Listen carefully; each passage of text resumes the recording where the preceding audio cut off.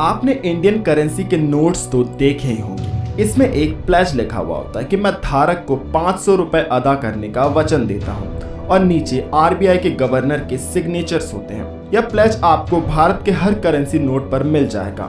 बिना इस प्लेज के और गवर्नर के सिग्नेचर के बिना यह नोट एक बस कागज का टुकड़ा है और भारतीय संविधान के अकॉर्डिंग आरबीआई के पास बैंक नोट प्रिंट करने की पावर भी है। तो वह अनलिमिटेड मनी क्यों नहीं प्रिंट कर देता, जिससे कि भारत के पास बहुत सारा पैसा आ जाए और भारत में कोई भी गरीब ना रहे। भारत सरकार जहां गरीबों की कल्याण के लिए स्कीम्स लाती है, उससे बेटर क्यों ना पैसे ही प्रिंट करके उन गरीबों को दे दिया जाए। वेल, ऐसा काम कुछ देशों ने ऑलरेडी किया भी था। उन्होंने कई सारे नोट भी छापे, पर क्या उनकी कंडीशन सुधर गई? क्या आज वह अमीर देश है? ये सारे सवाल रन विद साइंस के इस वीडियो के साथ खत्म हो जाएंगे। आरबीआई यानी कि reserve bank of India Bharat की सेंट्रल बैंक है जो कि भारतीय करेंसी रुपी को मॉनिटर करती है। वही आरबीआई आईएमएफ का हिस्सा भी है जो कि वर्ल्ड के फाइनेंस को मॉनिटर करता है तथा इकोनॉमिक स्टेबलाइजेशन बनाने का काम करता है। 1926 में जन्मा आरबीआई 1949 तक एक प्राइवेट बैंक था जो कि 1949 के बाद गवर्नमेंट ऑफ इंडिया के अधीन चला गया।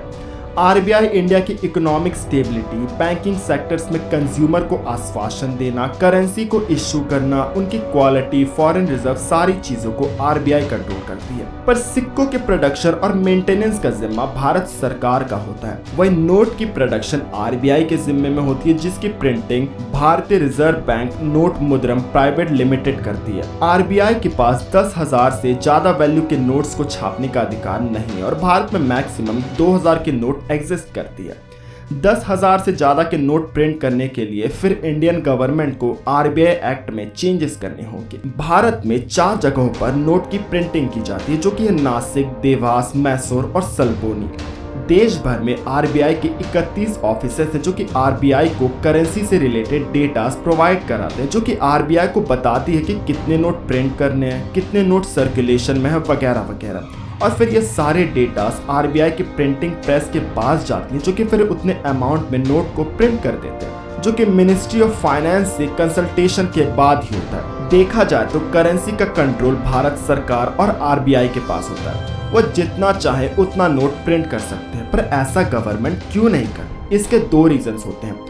गवर्नमेंट उतने ही नोट को प्रिंट करती है जितना उसके पास एसेट होता है। दूसरा होता है इन्फ्लेशन रेट, जिसे महंगाई दर भी कहा जाता है। भारत में करेंसी मिनिमम रिजर्व सिस्टम के आधार पर होता है। इसके मुताबिक आरबीआई को हमेशा 200 करोड़ के एसेट को अपने पास रखना होगा, 115 करोड़ गोल्ड के रूप में और 85 करोड़ फॉरेन कैश के रूप में। इतनी संपत्ति के बाद ही आरबीआई इंडियन इकोनॉमी के हिसाब से नोट छापता है और जो नोट्स पर यह प्लेज लिखा हुआ होता है, इससे यह सुनिश्चित होता कि आरबीआई ने उतने अमाउंट का सोना सुरक्षित रखा हुआ है। चाहे जो भी है, युद्ध, इन्फ्लेशन, नेचुरल कैलामिटीज, इन सभी सिचुएशंस पे आरबीआई नॉन पेयर बिल्कुल भी नहीं होगा। इसमें आरबीआई ये नहीं कहेगा कि हाँ, देश में युद्ध हो रहा है, भूकंप आ गया, हमारे पास पैसे उतने नहीं है तो इस कारण अब आपकी नोट की वैल्यू कुछ नहीं है, हम आपके नोट के बदले आपको कुछ नहीं दे सकते। पर आपको उसकी परवाह करने की बिल्कुल भी जरूरत नहीं है। अगर आपके पास 100 रुपए हैं तो आपको उसके एक्सचेंज वैल्यू की चिंता करने की बिल्कुल भी जरूरत नहीं है, क्योंकि अगर आरबीआई 100 रुपए के नोट जब छाप रहा है तो गारंटीड उसके पास उसके बदले देने के लिए संपत्ति होगी जो कि गोल्ड या फिर फॉरेन रिजर्व के रूप में होगी। पर आरबीआई के पास जितनी संपत्ति है, अगर उसके वैल्यू से ज्यादा नोट अगर आरबीआई छाप देता तो वह कंज्यूमर को उतने अमाउंट का गोल्ड या फिर फॉरेन रिजर्व कहां से लाके देगा। इस कारण ज्यादा नोट छाप देने से पूरी इकोनॉमी बर्बाद हो जाएगी और ग्लोबल मार्केट में भी रुपए की वैल्यू गिर जाएगी, क्योंकि आरबीआई अगर अपनी संपत्ति से ज्यादा के नोट को छाप देगा तो वर्ल्ड मार्केट में रुपये के ऊपर विश्वास खत्म हो जाएगा और दूसरे देश रुपये में ट्रेड करना बंद कर देंगे, जिससे कि रुपये की कोई वैल्यू नहीं रह जाएगी। आपको बता दूं कि 2020 के अंत तक आरबीआई के पास 677 टन सोना था और फॉरेन रिजर्व $600 बिलियन के आसपास था। और अब बात आती है इन्फ्लेशन की। ग्लोबल लेवल में आरबीआई का काम क्या है? रुपये के वैल्यू को स्टेबल और स्ट्रॉन्ग रखना।